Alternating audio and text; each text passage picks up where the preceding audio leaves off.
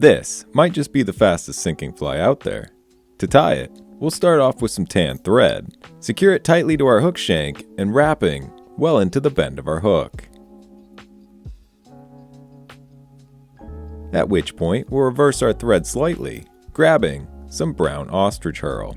Strip some of the fibers free and secure it to the back of your fly.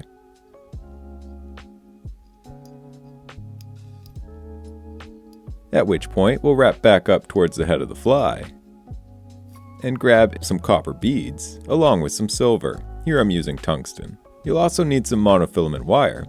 We'll use this mono to string several beads together, like so. Add as many beads as you can to add weight, as well as segmentation to this fly pattern. Here I've opted to use one silver one as a hotspot. We'll start by securing our monofilament to the head of the fly, pulling the excess backwards and securing it, snip it free, and slide your beads forward. We'll secure each bead individually by wrapping over the top of it loosely and taking an extra securing wrap, continuing to do so until we reach the back of the fly.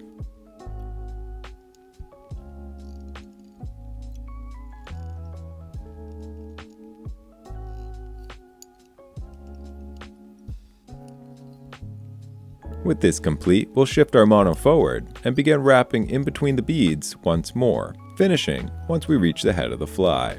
This will help ensure that everything's locked together tightly. Secure the mono tightly and snip the excess free. We'll then grab our ostrich herl and begin palmering this forward in between the beads, being careful not to break it in the process. Continue to do so for each segment, finishing once you reach the head of the fly.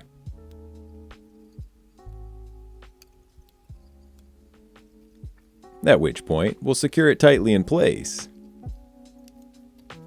and snip the excess free, brushing everything backwards, cleaning up the head, and whip finishing to hold everything together.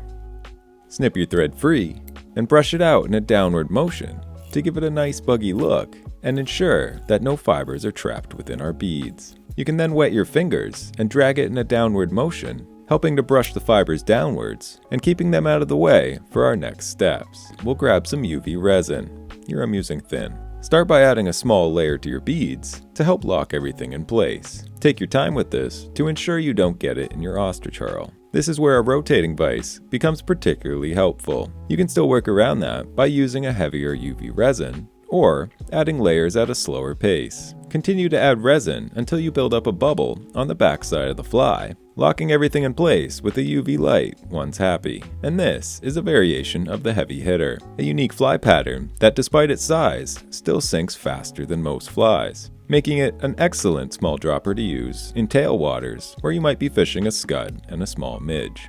And we just so happen to hit 150,000 subscribers on this channel. And as a thank you, if you comment #flies below, the selected winner can choose 2 dozen flies off of my website. Thank you all for helping the channel reach this milestone, and there's plenty more to come.